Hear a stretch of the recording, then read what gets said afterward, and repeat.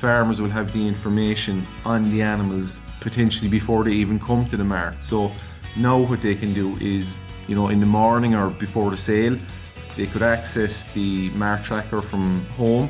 They can put in criteria, so they might be looking for animals of a certain breed, of a certain age, of a certain sex. They might be looking for high replacement index animals, high CBV animals. They can enter those criteria and filter down the list of animals in a mart. And before leaving home, then write down the lot numbers.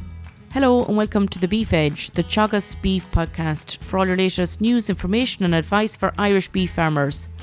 I'm Catherine Egan, and on this week's episode, I'm joined by Daly from ICBF to discuss the new Mart Tracker and find out how the commercial breeding value is of benefit to farmers buying cattle this spring. Chris, you're very welcome. What is the new Mart Tracker? The new Mart Tracker is a new facility on the ICBF website that will allow farmers to see what animals have been put forward for sale in marts around the country. So when animals are presented for sale, their blue cards or their passports are scanned at the mart intake. And as soon as the card is scanned, the mart sends that tag number to ICBF to look for any genetic information. So the Eurostar information or EBI information for dairy animals or the CBVs. And once that tag number comes across to ICBF knows that animal has been presented for sale at that mart, so we can list that animal on the Mart Tracker for that mart. So what it'll mean is that farmers will know what animals are available for sale at a mart before they even go to that mart. And how can farmers access to see what stock are available on sale? The Mart Tracker is available on the ICBF website. So it's available on a laptop, a desktop computer. And I suppose more importantly, it's also available. It's mobile friendly. It's available on a mobile phone. So if you browse to the ICBF website through whatever app you're using, Chrome or Internet Explorer, whatever the case may be, and on the ICBF homepage, you'll see the Mart Tracker. If you click into it, you can access it there. And ultimately, what impact do you think this is going to have, Chris? This is a huge advancement from the point of view of farmers that's buying cattle on a weekly and monthly basis. If you think traditionally how farmers had to buy animals in the mart, they went to a mart not knowing really what animals were going to be there and available. They would probably walk through the penning area and maybe write down lots on a piece of paper on the back of their hand, lots that they thought might be suitable from a visual appearance. And oftentimes they didn't know any more information about those animals until the point when they came into the ring. And animals are sold very quickly in a mart, so they wouldn't have an awful lot of time to make up their mind based on the information available.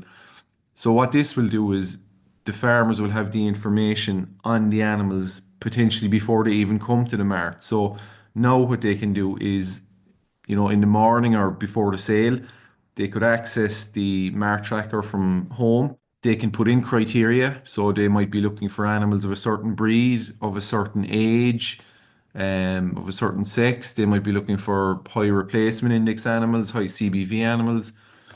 They can enter those criteria and filter down the list of animals in a mart. And before leaving home, then write down the lot numbers. When they then arrive at the mart, they can go directly to the pens where those lots are being held and do a quick visual check on the animals. So it will save farmers a lot of time.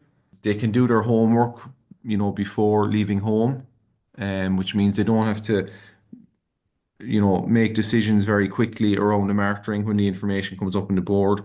And I suppose, look, it'll just make them much more efficient with their time as well, Catherine. And for farmers that are involved in the SCEP programme, will they be able to identify heifers that would be suitable for purchase by using the Mart Tracker? Yes, absolutely. So again, they can go into a mart and they can filter the animals. So they could filter them on age. So for the coming 2025 requirement, animals would have to be 16 months on the 31st of October 2025. So farmers could put in that they're looking for females born before the 30th of June 2024 and a minimum of 4 stars in the replacement index, and it'll bring back the animals that meet that criteria. You mentioned at the start the commercial beef breeding value, the CBV. It's almost 3 years ago since it was originally launched. Can you just remind farmers what it is? Yeah, so it's a tool for non-breeding beef farmers when they're selecting when they're purchasing stock, really. It includes the traits that are of importance to a dry stock system. So for farmers that are buying calves or stores, weanlings, whatever the case may be, they're only interested in the traits that are of economic importance to their system. So things like carcass weight, carcass conformation, feed intake, docility, they're the traits that are included in the commercial beef value. So up to that point, the information or the genetic information that ICBF was publishing was really only targeted or available for breeding farmers. So you had the EBI for dairy farmers, you had the Eurostar indexes for suckler farmers. But up to that point, dry stock or trading herds didn't really have any genetic information. So ICBF and Teagasc felt it was important that these farmers had some kind of genetic information available, through their Herd Plus profiles, but also ultimately on Mart boards when making the purchase. And that's where the commercial beef value came from, Catherine.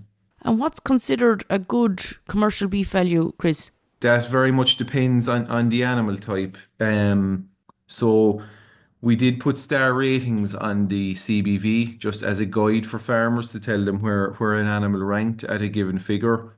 The star ratings are broken into three breed type categories. So suckler animals are ranked together, dairy beef animals are ranked together, and dairy animals are ranked together. And the purpose of the within breed type star ratings is to tell farmers where an animal ranks. And also, if a farmer goes to a market, they probably have a certain breed type in mind. So, this spring now there'll be a lot of calves traded in marts. A farmer could have a system whereby they buy, let's say, for example, Frisian bull calves every year to rear and take through to slaughter.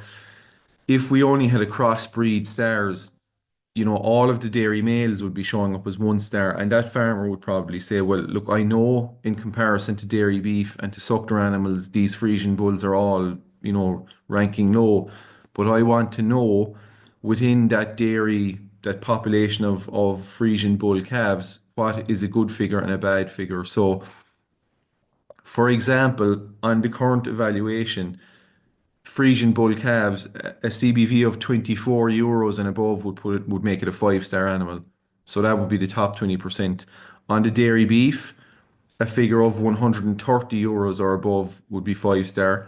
And suckler then, as you would imagine, the bar is much higher. A CBV has to be at €297 to be a 5-star. So it's very different depending on the breed type, Catherine. But that information is available on the board in the marts.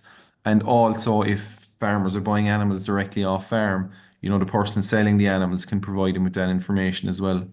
And since the start of CBV, how has that changed, or what have you seen over the past number of years from cattle that you've mentioned there that have been brought through to finish on farms? With each evaluation, the numbers will actually change slightly as the national herd moves.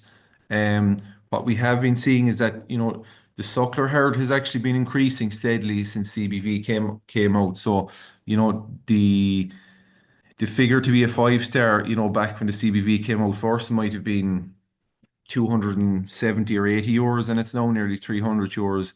Dairy beef and dairy have actually been, dairy beef has been kind of maybe static, and dairy because of the training of the dairy herd and the decreasing beef merit in dairy breeding has actually been going backwards for a little while now, very, very slowly, but it is an issue. I mean, if you think about it, Frisian bull calves are a byproduct. Farmers wanted them to be born heifer calves. And when farmers are making breeding decisions on dairy farms, they're not really thinking about the beef merit of their dairy herd.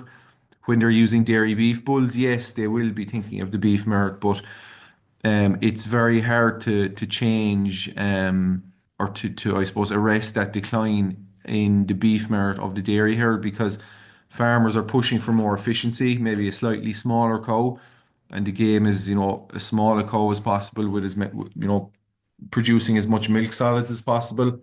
So it'll be just interesting to see how that goes over the next few years, Catherine. As you mentioned, the real advantage, of course, is going to be, when you can see the stock you're thinking of buying and you have the CBV, particularly for young calves.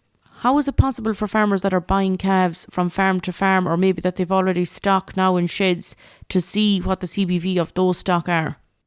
Yeah, so firstly, for the farmers that already have stock on hand, they can access the CBVs through their ICBF profile. Um, Now, at the moment, we've actually made it free to access to all herds, so you don't have to be in Herd Plus to access it. So farmers, every farmer actually has a login to ICBF, whether they're in Herd Plus or not. If they don't know what their login details are, they can contact ICBF and we can get them set up. But they can access it through their CBV profiles. The most critical part, I suppose, is for farmers that are going purchasing animals. So this spring, where farmers are purchasing calves, it'll generally be from the dairy farmer. That dairy farmer should be able to provide them with the CBV details of the animals that they're selling. Um, we have put together a new catalogue that will allow the dairy farmer to go in and select the animals that they're selling, and they can generate a PDF with the CBVs of those calves. If the person they're selling animals says tech savvy, they can email the catalog to them. They can send it by WhatsApp, the PDF, and that farmer can assess the information um, before the calves before they go to the farm. So it's very important, I think, Catherine, that the potential buyers ask for the information. That's the critical thing, and just ensure that the farmer provides them with the information before they make the purchase. That's great, Chris. Obviously, the CBV is a great tool for farmers that are buying calves and buying cattle. How is it of benefit to farmers that are selling stock of higher genetic merit? Yeah, so traditionally, Catherine, I suppose you think, particularly with calves, based on sex and breed, there was probably a given price in a mart on a certain day for animals of that sex and breed, so be it Frisian bull calves or Angus heifers. But now the CBV will allow, farmers to differentiate between the best and the worst within those breed types. And the farmers that are selling the best of those calves can be rewarded for those high genetic merit calves. Now, look, I suppose equally as well, farmers who are bringing calves of a low genetic merit will potentially get less money for those calves, but that's an incentive then for them to try and breed better calves going forward. That's great, Chris. Thanks very much for the update on the Mart Tracker, and I'll include the link in the podcast text for the contact details for ICBF. Thanks very much, Catherine.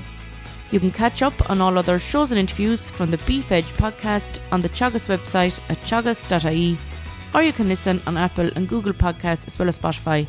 Don't forget to rate, review and subscribe so you never miss a show. For all other updates from our beef programme, keep an eye on our Twitter and Facebook pages. Until next time, I'm Catherine Egan, and thanks for listening.